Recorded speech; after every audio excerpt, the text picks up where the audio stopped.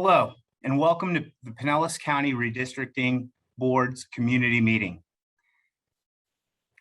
As a result of the latest census, the Redistricting Board is currently reviewing each of the 7 county commission districts to make sure they accurately reflect the county's current demographics. In November, the board will make recommendations on these districts to the county commission. As part of that process, we'd like to hear from you, the public, on your thoughts and suggestions related to county commission districts. Today, I will provide a brief overview on how you can provide your input during this meeting through the Zoom application. I will then turn the meeting over to Kurt Spitzer with KSA, who is the consultant to the Redistricting Board. He will provide an overview of the redistricting process and then present alternative map proposals that are currently under consideration by the board. Those joining us today will have an opportunity throughout the presentation to type questions related to the redistricting process or district map alternatives into the Q&A function in Zoom. At the conclusion of the presentation, Kurt and I will answer as many questions related to the presentation as we can. Only relevant questions that are received through the Q&A feature will be answered.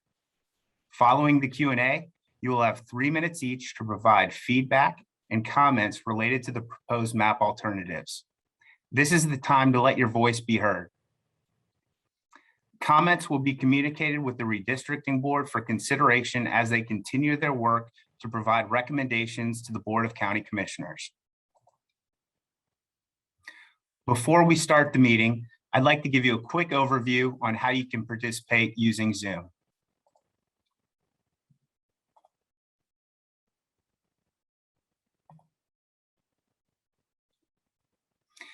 If you're on a computer or phone using the Zoom app, move your mouse or tap the screen and you'll see the menu below. The menu goes away when you're just watching. Click Q&A. A window will open where you can type your question. Type your question and select Send. You can move the Q&A window by clicking and dragging it to the top. Questions will only be seen by the moderators. We will answer questions after the overview on proposed district map alternatives. If you called on a phone number to listen, press *9 to raise your hand. If you're on a computer or phone on the Zoom app, move your mouse to the bottom of the screen and this will appear. Click Raise Hand. If your hand's already raised, it looks like this. Click again to lower your hand. When you are called on to speak, you should see a message like this. Click Unmute to ask your question. Again, if you dialed in, you may need to press *6 to unmute yourself. If you accidentally click the wrong thing, you should see a new unmute option appear at the bottom left of the Zoom screen. This only appears when the host has given you the ability to speak. And with that, I'd like to turn it over to KSA's Kurt Spitzer, who is the Redistricting Board's consultant, and he will begin today's presentation. Thank you, Brian. We're going to begin by going through a brief PowerPoint presentation on the redistricting process. And after we conclude that, we will look at some of the maps that are currently under consideration by the Redistricting Board. So first, a couple of basic bits of information about the redistricting process, what it is, why we're doing this, that sort of thing. Redistricting is the process by which the legislative body of the jurisdiction equalizes the differences in population of the districts by making adjustments to the district boundaries. So it could be a city commission, city council, a school board, the Florida legislature, or a county government. And although there is a redistricting board that was approved by the voters of Pinellas County a few years ago, they make recommendations to the county commission, who has the final say per Florida statutes as to the redistricting plan that is adopted. Redistricting is not reapportionment. So a lot of people get that confused. Reapportionment is the process by which the seats in Congress are reallocated amongst the states based on gaining or losing population. It's not the same thing as redistricting. We're doing this, it's required by the Florida Constitution and Florida statutes. There is additionally specific direction to redistrict that's found in the Pinellas County Charter. And it furthers the principle of one person, one vote per amendments to the US Constitution and the Voting Rights Act of 1965. There are some general guidelines for redistricting, and we're going to talk about those now. Generally speaking, the dominant criterion is districts should be as nearly equal in population to one another as is possible or practicable. You try to not dilute minority voting strength, try to follow census blocks, try to follow significant natural or man-made boundaries. Districts should be relatively compact, and they should follow the criteria contained in the Pinellas County Charter as the Redistricting Board is doing its work. There is not one district plan or redistricting plan that can attain all of the criteria that we try to look at. It's impossible to do. So what happens is individual criteria and guidelines are balanced in concert with each other, although population equality or near equality is the dominant criterion. So what does that mean? Here's the language directly out of the Florida Constitution, which states that after each decennial census, the Board of County Commissioners shall divide the county into districts of contiguous territory as nearly equal in population as practicable. Similar language is found in Chapter 124 of Florida statutes, directing the County Commission to adjust the district boundaries to keep them as nearly equal in population as is possible. And in the Pinellas County Charter, the charter states districts shall be contiguous and as nearly equal in population as is practicable.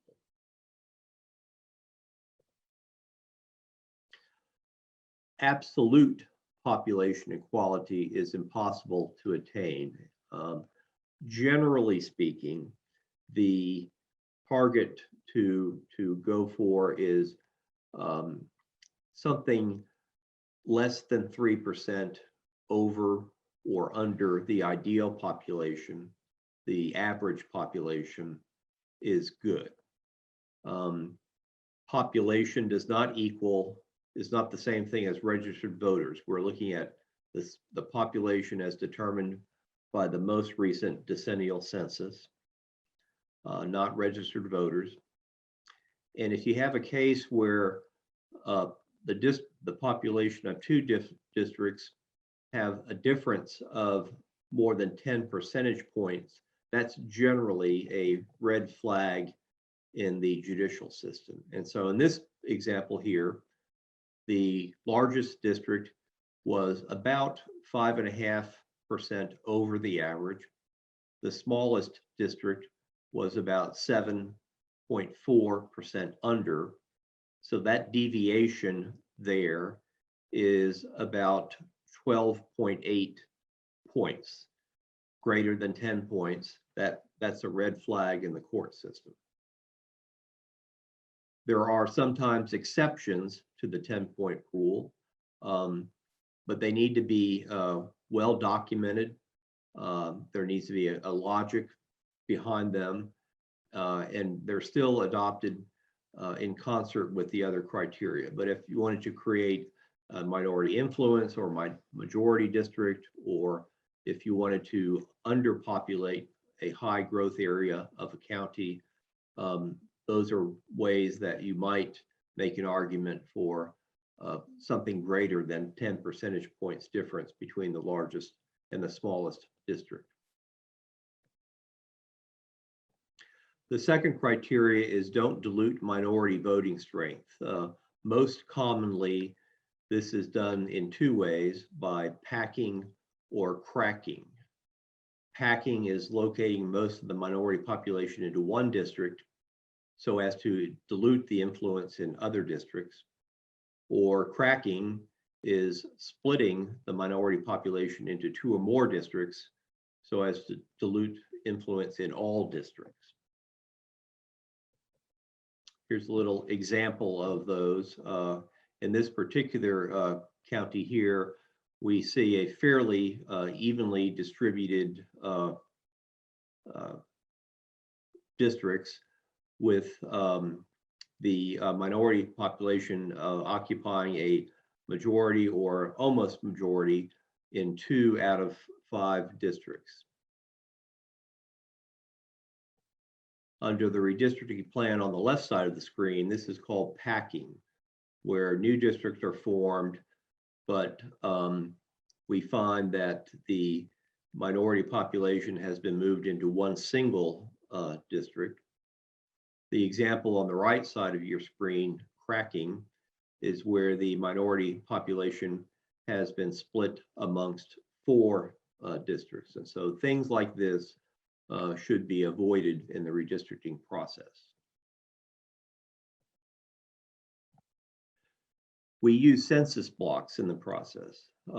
It seems almost simple to say that, but it's data that's readily available. It's the smallest unit of building blocks where population and other demographic information is available to state and local governments.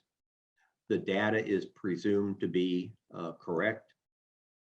And you can alter or supplement this data with other sources of information, but you must document that carefully with valid reasons as to why or how you're doing that.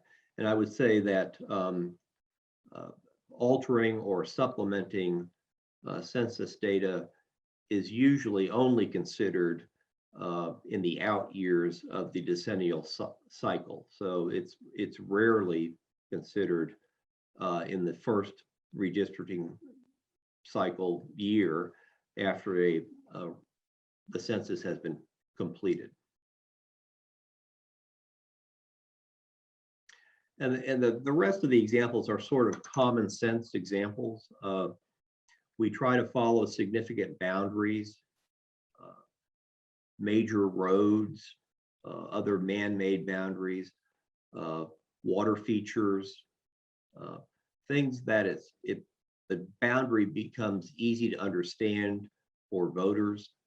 It's usually less disruptive to voter precincts. And major boundaries like this, whether natural or man-made, usually are coterminous with the boundaries of census blocks. Individual districts must be contiguous, although they may jump over a water body if necessary. We try to keep communities of interest together, try to not split cities, try to not split neighborhoods.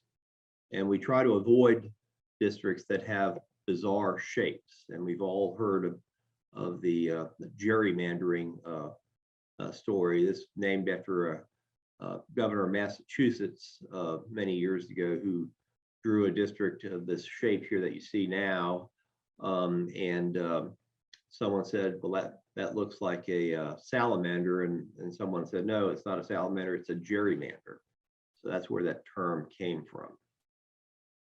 Here's a more recent example of a gerrymander. This is from the early 90s, a congressional seat in North Carolina. This picture shows it a little bit more graphically. This was this option here was thrown out in a 1993 case, which found that race cannot be the predominant factor when redistricting. So there are some special criteria in the county charter that apply to the work of the redistricting board. First, no district may be drawn with the intent to favor or disfavor a political party or an incumbent. And districts shall not be drawn with the intent or the result of denying or abridging the equal opportunity of racial or language minorities. This language is somewhat similar to that which was added to the Florida Constitution several years ago. Additionally, and this sort of restates common criteria, but districts shall be contiguous and as nearly equal in population as practicable. And where feasible, districts should utilize municipal boundaries and keep the unincorporated areas of the county together. So these are the general criteria, with population being the dominant criteria in the process. As was mentioned earlier, it's impossible for any redistricting plan to attain 100% compliance with all of the criteria. And so what we do is we do our best in this process, but individual criteria are balanced in concert with each other, with population being the dominant criteria.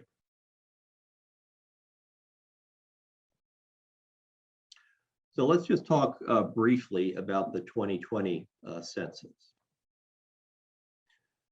The first census was conducted in 1790. We do this every 10 years. It's required by the US Constitution. It takes a couple of years to conduct the census. It just doesn't occur on or about Census Day, which was April 1st of last year. There's a lot of prep time leading up to it. But the Bureau of the Census puts a lot of time and energy into this, and the data that they produce is presumed to be correct.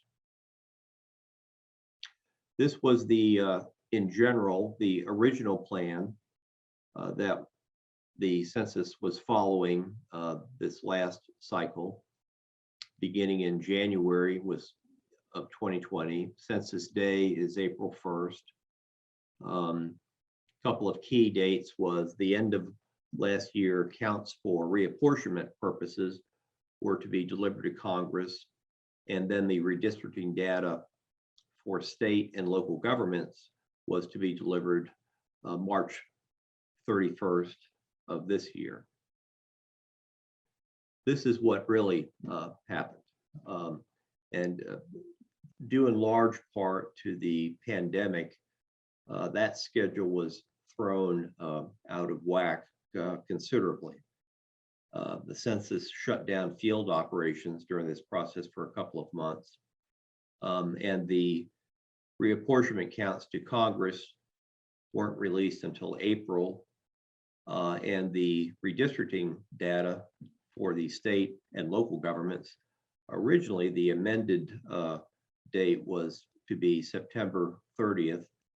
The census did release the data mid-August, although it was in a format that required quite a bit of work to get that data into a usable format, but it's the same data. And then more user-friendly data was released the end of September. So we'll talk a little bit about the redistricting board now. The voters approved revisions to Section 3 of the Charter in 2016, provided for a county redistricting board. It's 11 members appointed by the Board of County Commissioners. The redistricting board develops one or more proposals to realign the commission districts for the consideration and the approval of the Board of County Commissioners. This is the remaining timeline for the redistricting process, both as relates to the redistricting board and the Board of County Commissioners. This is the first of 4 meetings to garner input from members of the public on the redistricting plans. There'll be 1 tomorrow and then 2 next week. After that, the redistricting board will meet again, and then their final meeting will occur on November 3rd. The Board of County Commissioners will consider the recommendation or recommendations of the redistricting board beginning November 9th, and then we'll take final action on the plans in early December. So these are the statistics for the current districts. And remember, we talked about deviations from the mean or ideal population. And so if you look at the 4th or 5th column from the left to the column entitled percent deviation, you can see where currently the districts are actually in very good shape in terms of numeric compliance with typical criteria. There are no districts that approach 3% over or under the average, and the spread between the largest and the smallest district is uncannily small, maybe 4 percentage points, if not less than that. So if a Board of County Commissioners was to re-adopt the current plan, they could do so if they so chose to do so, because the existing plan is in compliance with current criteria. So they could do that. There are different alternatives that they are considering for recommendation to the Board of County Commissioners, and we'll talk about those in a second. There are 2 alternatives at the present time for the at-large districting plan, and then there are 3 alternatives for the single member districting plan, and we'll talk about those in a second. But if you'd like more information on the work of the redistricting board, this is the link to the county website where you can find that information out. And so now I'm going to go ahead and jump to the plans themselves, and we can talk about those in greater detail.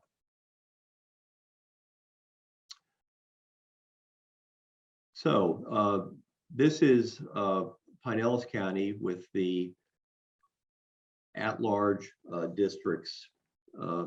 We're going to begin with the at-large districts at the present time now. Pinellas is one of, I believe, 2 counties that has a districting system where there are 3 commissioners who reside in residential district areas, but are elected by all of the voters countywide. In addition to 4 commissioners who reside in single member district areas and are elected only by the voters of those districts. Sort of a compromise between a system where it's completely at-large districts or it's completely single member districts. So the boundaries for the at-large districts, generally speaking, run north-south as best you can, given the shape of Pinellas County. And then the southern district residential area encompasses most of the city of St. Petersburg. And so these shaded areas are the current districts. The first alternative changes that system significantly. And these red lines are the boundary lines for the new proposed districts that the redistricting board is considering. What this system does is to create sort of a North County residential area, a South County residential area, and then a Mid-County residential area for the at-large commission districts. A significant change from the current practice, which you see here.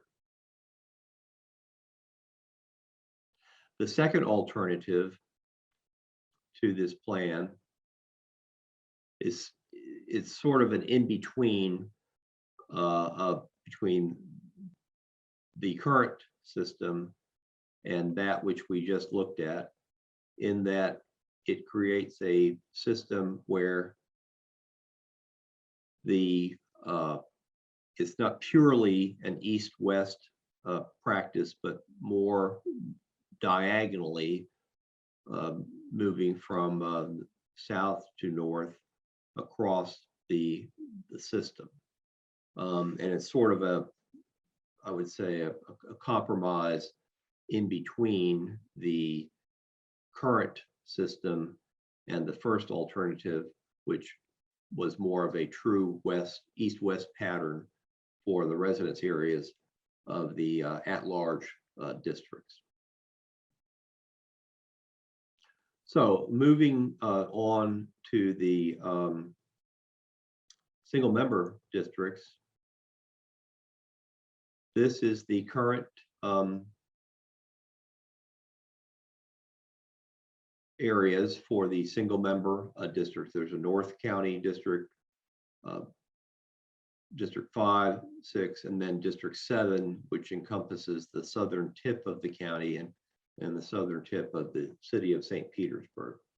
There are 3 alternatives that have been suggested at this time by the redistricting board.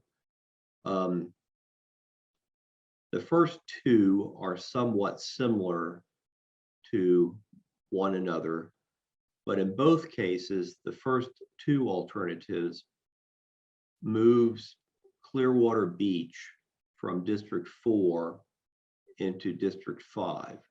Clearwater Beach is part of the city of Clearwater, and most of the city of Clearwater is in District 5. And so the logic here was to move Clearwater Beach into District 5, where most of the rest of the city is located. To make up the difference in that population, if you moved 4,000, 4,500 people from one district to another, take that population out of District 4, you'd have to add some population back in.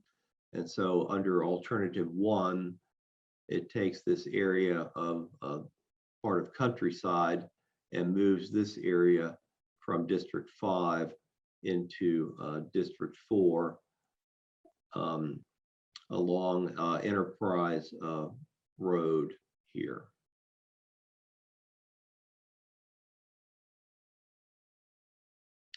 The second, and it makes no other changes to any of the other districts in the single member districting plan. The second alternative is similar in some ways to the first. It begins by moving Clearwater Beach into District 5, but then rather than having this area here still exist as part of District 5, it moves this into District 4 to make up the population differences. Then it takes this area here, I believe it's just south of Sunset Point Road, yes, and moves that into District 5. So it makes a more of a straight line as best you can in the redistricting process. The boundary makes the boundary between District 4 and 5 more of a straight line.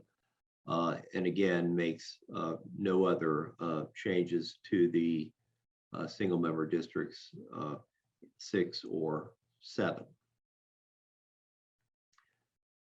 A third alternative is a much more significant change than the first two. And that is, while it leaves districts 6 and 7 unchanged, it does make significant changes to districts 4 and 5. And the changes are that the boundary between districts 4 and 5, instead of running east-west, runs north-south. And so the area in Northern County, the unincorporated area, is then split between 2 commission districts, as opposed to that area being encompassed only in District 4. And so just District 4 would have part of this particular district. District 5 would have the other part of the unincorporated area. There are no other changes made to District 6 or District 7.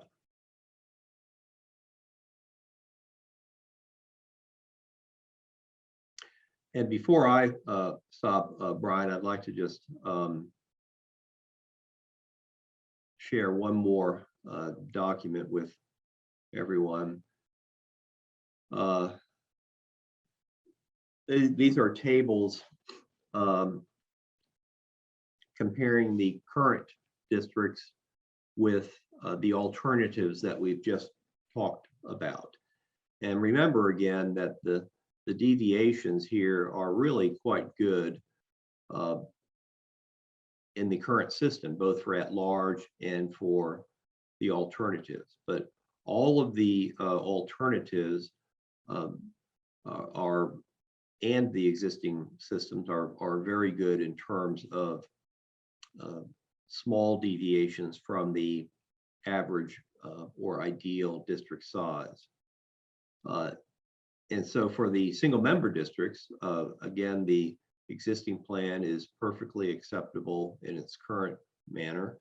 But if one wanted to make changes to that plan, either some variation of alternative 1 or 2, which we've talked about earlier, or alternative 3, which we just talked about, that could be done. And if it's done in the manner that the map we just showed you, you can see that the deviations still are very small from the ideal size. So that's a short summary of the districting plans currently under consideration. Thank you very much, Kurt. And at this time, we'd like to answer any questions that you have. So again, if you do have questions, please type those into the Q&A icon at the bottom of Zoom, and we'll go ahead and answer those. I am not seeing any questions now. So what we'll do is we'll move on to comments, and we'll wait to see if anyone thinks of any questions. They can go ahead and type those in the Q&A feature, and we'll get to those as we see them. So now for comments, if you do have a comment, please either raise your hand in the Zoom app or hit *9. I can see we've got one now, so I will allow you, I will clue you in. And if you would just hit unmute, or *6 Hi. on your phone. Hello, if you could just state your name for the record and go ahead and answer your question, you'll have 3 minutes. Hi, my name is David Ballard Geddes Jr. I live on Georgia Avenue in Palm Harbor. From what it appears to me, the redistricting, Florida has already been divided into 5 water districts. What the county charter seems to be giving rise to is an individual jurisdiction, which thereby, in my mind, is to be legislated under the 14th Amendment. Based on that, the census would not be a census, but more of an enumeration as appropriated from Article 1, Section 2 of the U.S. Constitution. I, in my perspective of this, feel as though what's taking place is more of a privatizing of government under the Home Rule Charter in relation to this jurisdictionalism that's taking shape. I feel as though it's more of a usurpation of political power, again, based on Home Rule Charter Section 204Q. As this evolves, I question the tax base that will stem from such enumeration and how this is to form its tax base in shape of despotic taxation, which I oppose. Thank you for letting me share. Thank you, David. All right, if there's anyone else, I still am not seeing any comments in the Q&A or any questions in the Q&A box. So again, if you do have questions, please type those in. And if you would like to provide your comments, raise your hand in the Zoom app or hit *9 and we'll go ahead and get to you.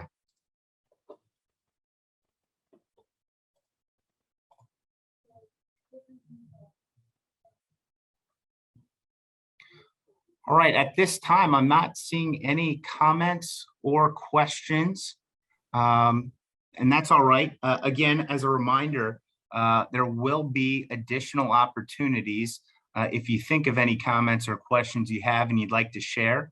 Again, we will be providing a number of public input sessions on Zoom at a couple different times that work for members of the public. The next one will be October 14th at 6 p.m., October 20th at 9 a.m., and October 21st at 6 p.m. So feel free to share that with anyone you know that may be interested, or if you'd like to join us again, maybe a second time, questions or comments come to mind, we'd be happy to hear those. So thank you all for joining us today. And with that, that'll conclude today's presentation. Thank you.